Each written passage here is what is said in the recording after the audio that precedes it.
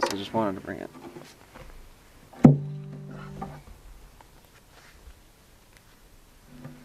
I'll hold it.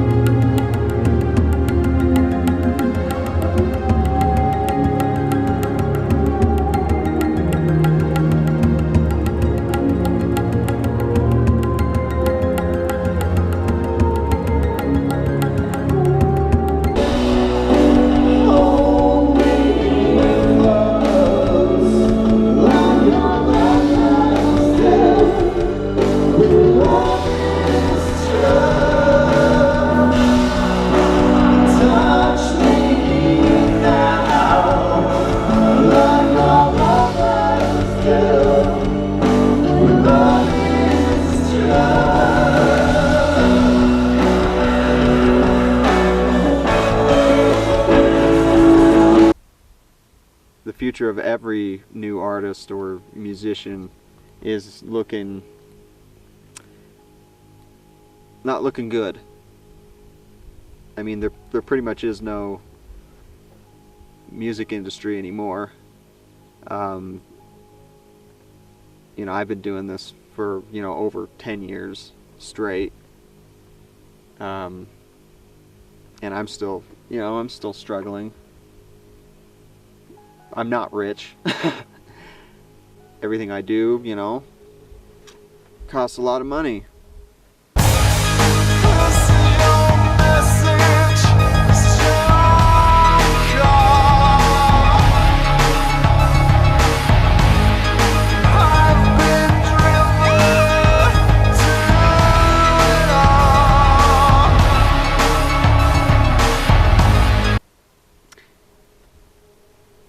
So here's the real problem, though.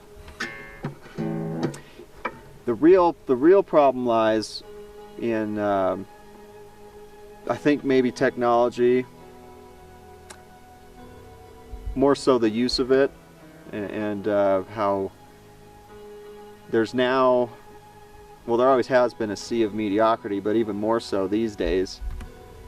Anyone these days can, for example, take a decent photograph, but there's no skill behind it. It's just kind of letting the technology do it for them. It's instant gratification. There's no dedication involved, and there's no learning involved. It's just very shallow, and that's where everything is moving. That's where photography is moved. That's where music obviously is moved. Anyone can, you know, make a song on their computer. It's not going to be, necessarily it's not going to be good, but it's the fact that they could do it.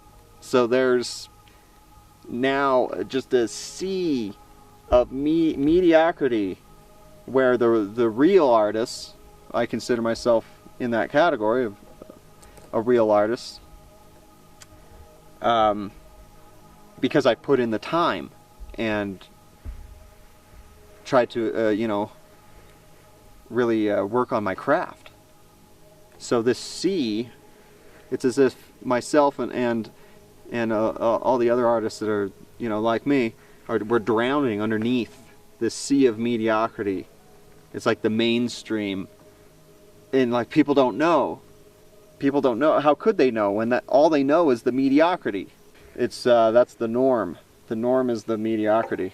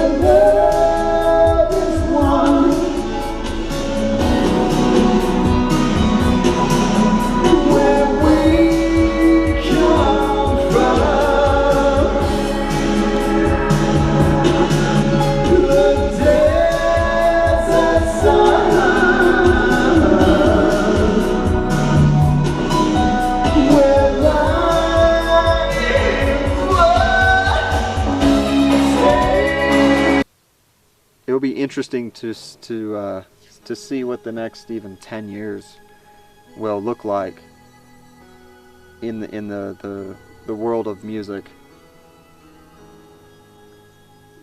Will I even fit into any of that? I don't even fit in now, you know, but where will I fit in 10 years? I mean, I think it's just going to keep getting worse. But whose fault is that? Is that it's the media's? Well, yeah, now we're getting into the kind of the media that's and the, you know, kind of the Illuminati. It's just dumbing everyone down. That's another aspect of the technology that I don't think a lot of people are seeing. I mean, it's dumbing everyone down. They don't have to think. So, you know, smartphones, stupid people. That's kind of what I say. And then, you know, of course, you can use technology for your benefit, but the mediocrity comes from people who rely on the technology to create the art for them. So that's what's creating this sea of mediocrity here.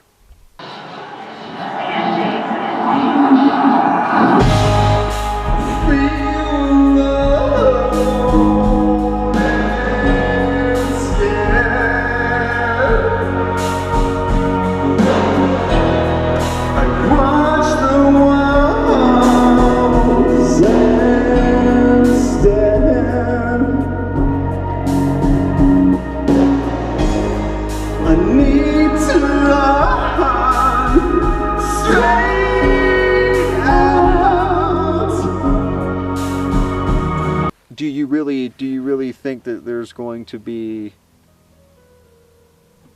another Pink Floyd or fill in the blank on that one? Just an iconic kind of revolutionary band that will be around for, you know, the next 40 years, like Pink Floyd has. You know, I'm gonna say that that's not gonna happen. But where you're going with that Pink Floyd thing is like I haven't heard anybody like bands that like stayed around that long. People come and go, and like I think Led Zeppelin and Pink Floyd have stayed the longest in this run of. Oh yeah, I mean, of a music career. Yeah, well they obviously they had that push from the record label and the industry back when I want to say it supported real artists and real musicians. I mean, nowadays it's just a bunch of contrived bullshit, really, and everyone knows that.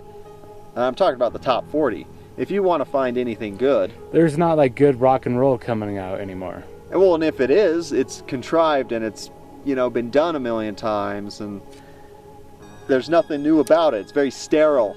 It's very fake. It's phony. It's bullshit.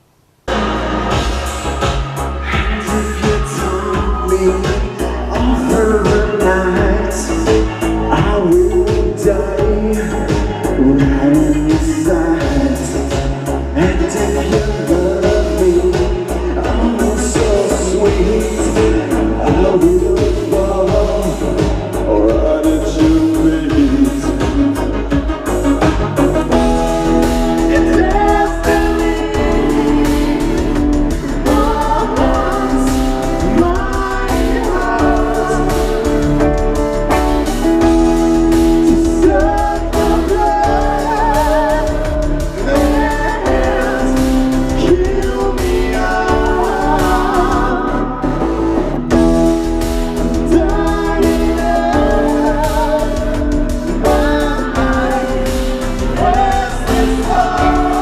restless heart, and I live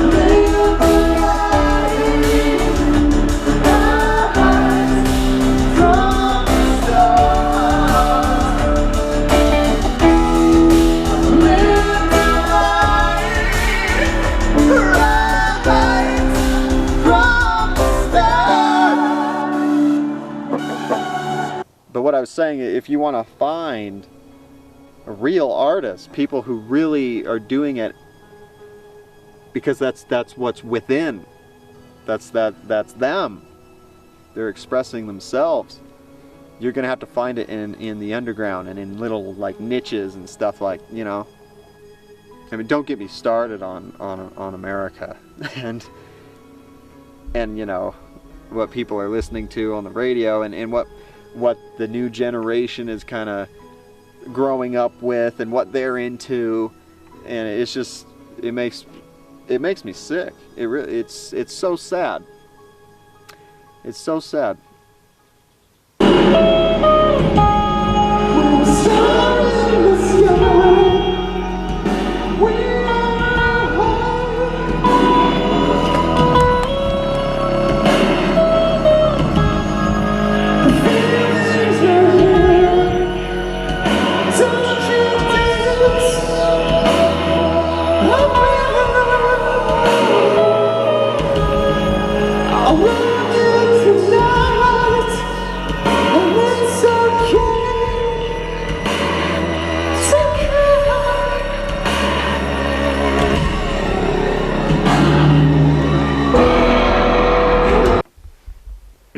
Did you want to talk about your Conjuring the Spirits?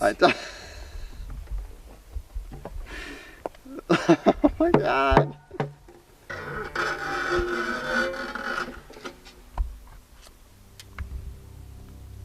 I think, I mean, I'm so passionate about music being kind of the medium that opens up other doorways into other realities. So that kind of set the tone for the ghost hunting stuff. Conjuring the Spirits. Kind of putting that theory to the test that music, certain music, has the power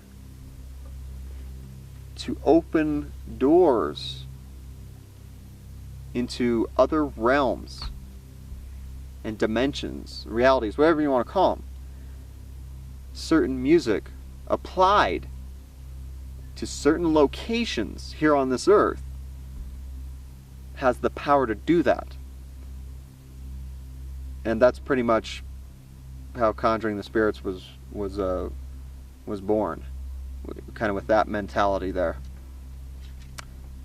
That music harnesses so much power that it could even bring out spirits that maybe reside in these other realms. So, I mean, that right there, that's like, I feel that's what I've been trying to do with most of my music my whole life, is to try and access these other realms, but actually applying it in a ghost hunting kind of setting is something very, very new. And that's what sets Conjuring the Spirits aside from all the other ghost hunting TV things. I will attempt to conjure spirits by using the power of music. All I'm doing is applying a mood, which is the music, to a location. I'm marrying those two worlds, and by doing that, I'm opening a door to these other realities. I think this is where spirits, ghosts, this is where they live. Conjuring the Spirits is a crew of two. Myself and cameraman Purgatory Pete. I want to find out what's on the other side. This is ghost hunting with a twist. This is Conjuring the Spirits.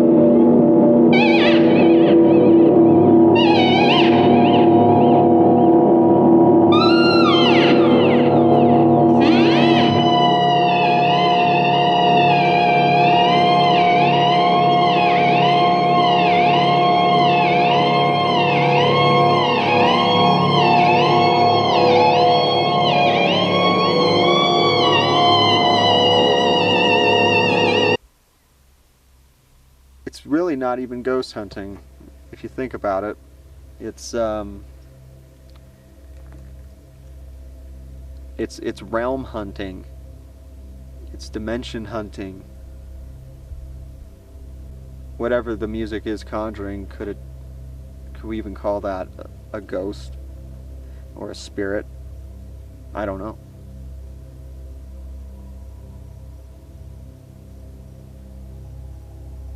But I do think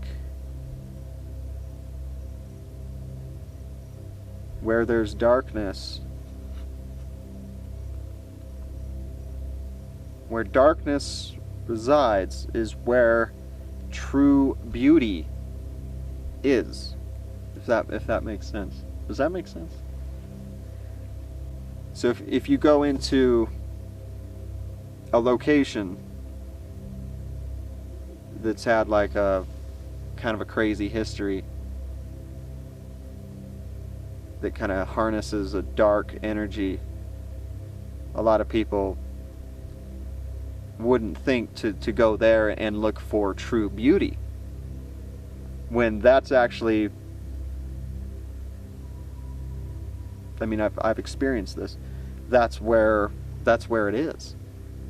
Once you get past the fear and almost surrender, I want to say, to it, and just allow yourself to be immersed in the fear, you will go beyond the fear, and that's when you will start to perceive differently. You can almost see this other world that you're now kind of penetrating.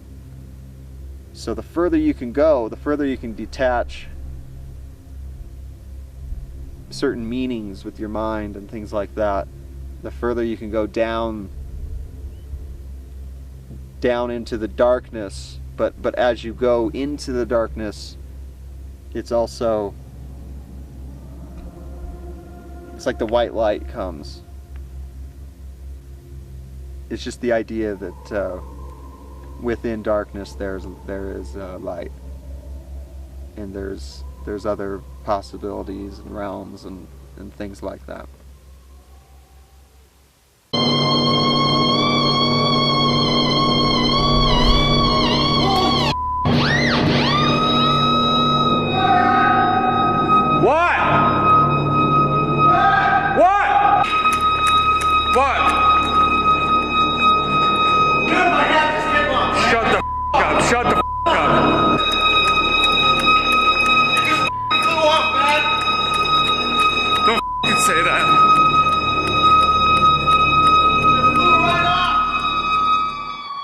Okay, just watch. I don't know when it happens, but it just flies off, man. I don't like it. Look, did you see that? Did you see that?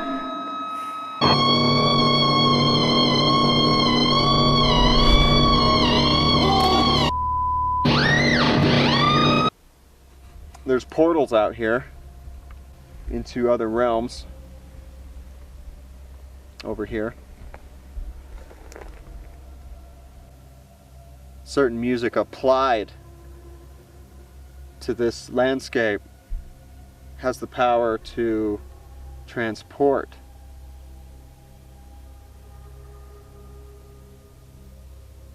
But you have to be in tune to this. I think a lot of people are so, it's like they can't just settle down, I want to say, and really look at a landscape and really maybe try this out here. Apply a mood to a landscape, and then you'll see a transformation before your eyes if you do that.